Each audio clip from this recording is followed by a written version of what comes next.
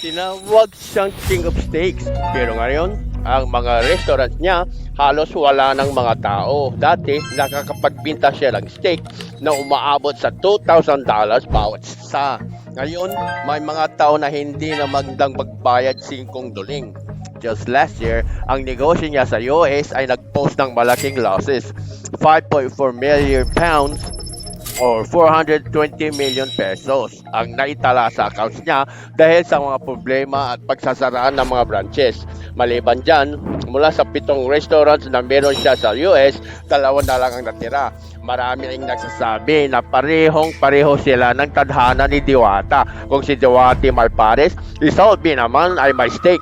Pareho silang sumikat ng todo-todo nung una, pero kalaunan bumagsak din ng sobra. Ano nga ba ang nangyari kay Salvi?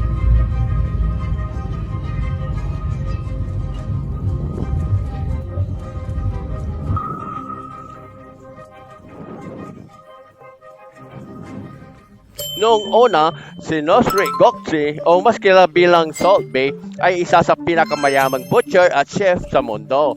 Nagsimula ang lahat ng 2017 nang mag-viral siya dahil sa kakaiba niyang steak presentation. Nakasuot siya ng dark glasses, may dramatic na galaw at syempre yung sumikat niyang pagwiwisik ng asin. Sa loob ng ilang araw, naging viral sensation siya sa buong mundo.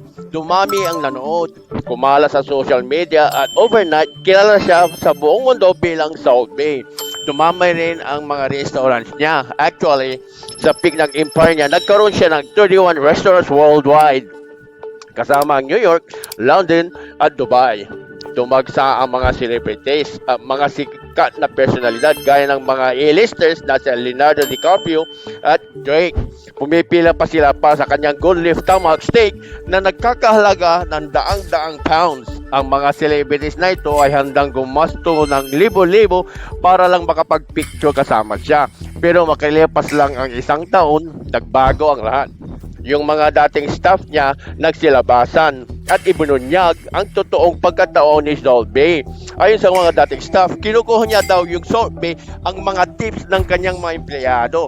Sa halip ng paliwanag, bigla nang tinanggal ang buong staff nang walang abiso. Unti-unti dumami ang negative reviews sa kanyang mga restaurant. Sabi ng mga customer, maganda raw ang show, pero hindi solid ang pagkain, napakamahal na presyo. Ang tanong, magkano? 1,500 kada steak yan. 80k to 120 per steak na yan. Isang steak lang, dinaag pa ang restaurant ni Gordon Ramsay. Ang pinakamalaking kontrobersiya pa ay nung matapos ang World Cup final, kung saan bigla siyang pumasok sa pitch at nakipagkwan sa mga players. Kitang-kita pati si Messi nagulat sa ginawang eksena ni Salt Bae. Maraming nakakita nito bilang kawalan ng respeto. Higit pa sa mga yan, nagkaroon din ng backlash si Salt Bae na mag-serve siya ng pagkain sa diktador ng Venezuela na si Nicolas Maduro nung panahon nang may nagaganap na food crisis sa bansa. Doon siya nagsubulang nag-turn off ang mga rami. Hindi pa siya pinapasok sa isang exclusive Champions League after party. Sinubukan niya pumasok kahit walang invitation, pero mabilis siyang pinaalis. Sa sunod-sunod na kontrobersiya ang kinaharap niya, as of now, may fortune pa rin ng millions pa rin ang value.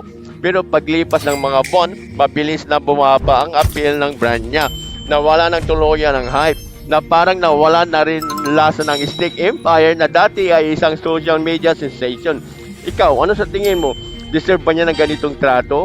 May nakikita mga pagkakapareho sa nagang kapalaran ni Salt Bae at Diwata? Tara, kumata natin sa section. Kung gusto mo mga ganitong